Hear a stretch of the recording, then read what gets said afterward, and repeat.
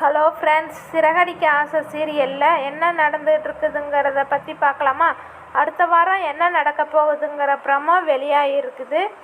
அதில் முத்து கார் சாவியை எடுத்து சிட்டியிடம் கொடுத்தது யாருன்னு கேள்வி வரும் நிலையில் ரோஹிணி வாயை கொடுத்து மாட்டிக்கிறா. அதே நேரத்தில் ரோஹிணியால் விஜயாவுக்கு புது பிரச்சனை வருது.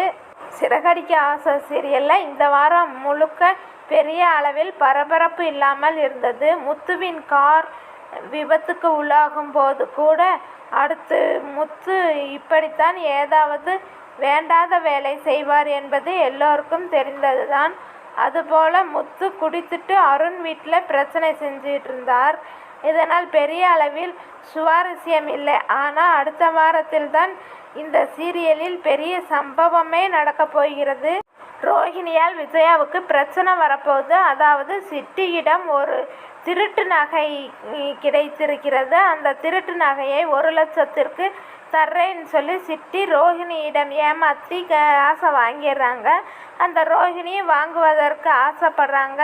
காரணம், விஜயாவிடம் இதை கொடுத்து எப்படியாவது விஜயா மனதில் இடம் பிடிக்க வேண்டும் என்பதற்காக தான் ரோஹிணி பிளான் பண்ணி தன்னிடம் பணம் இல்லை என்பதால் வித்யாவிடம் பணம் கேட்டுட்ருக்காங்க.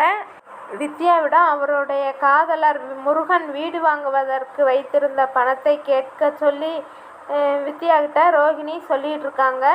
எப்படி நிஜ வாழ்க்கையில் ஒருவரிடம் பணம் இருக்கிறது என்று தெரிந்தால் உறவுகளும் நண்பர்களும் சுற்றி போட்டு அதற்கு வேட்டு வைப்பாங்களோ அதே போல் இப்போது ரோஹிணியும் வித்யாவின் காதலர் பணத்துக்கு வேட்டு வைக்க போகிறாங்க. சரி, இந்த பஞ்சாயத்து ஒரு பக்கம் இருக்கும்போது இனி பணத்தை ரெடி செய்து ரோஹிணி அந்த நகையை வாங்கி கொண்டு விஜயாவிடம் கொடுக்கும்போது தான் விஜயாவுக்கு பிரச்சனை வரும். அதனால் ஜெயிலுக்கு போகிறாரா என்ற எதிர்பார்ப்பும் இருக்கிறது. அடுத்ததாக பார்த்தோம்னா, போலீஸ் ஸ்டேஷனில் முத்து மீது தவறு இல்லைன்னு சொல்லி மீனா நிரூபிக்கிறாங்க. அங்கு இருந்த கான்ஸ்டபிள் முத்துவின் காரில் ஏற்கனவே பிரேக் பிடிக்கல. அவருடைய காரில் ஒரு டயர் கட் பண்ணி இருந்தது. அதனால்தான் பிரேக் பிடிக்காமல் போயிருந்தது என்ற உண்மையையும் சொல்லி இருக்கிறாங்க கான்ஸ்டபிள். இதனால் முத்துவுக்கு சந்தேகம் வருகிறது. இந்த நிலையில் அடுத்த வாரத்துக்கென்று வெளியான ப்ரோமோவில் முத்து பற்றி வீட்டில் பேசிட்டு இருக்காங்க.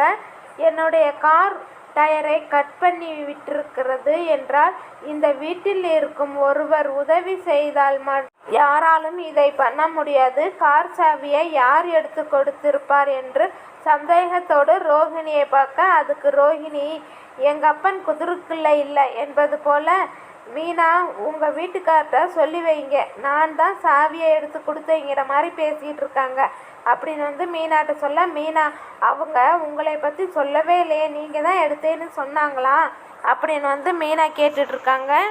அப்புறமா ரோஹிணி முத்துகிட்ட சொல்லிகிட்டு இருக்காங்க, நான் ஒன்றும் உங்கள் கார் சாவியை எடுத்து கொடுக்கல, நீங்கள் ஆணியில் மாட்டியிருந்த கார் சாவியை நான் எதுக்கு எடுக்க போகிறேன் அப்படின்னு சொல்ல, நான் ஆணியில் மாட்டியிருந்தது உனக்கு எப்படி தெரியும்னு முத்து கேட்குறாங்க. நான் ஆணியில் மாட்டியிருந்தேன்னு சொல்லவே இல்லையே அப்படின்னு முத்து ரோஹிணிகிட்ட கேட்டுட்ருக்காங்க.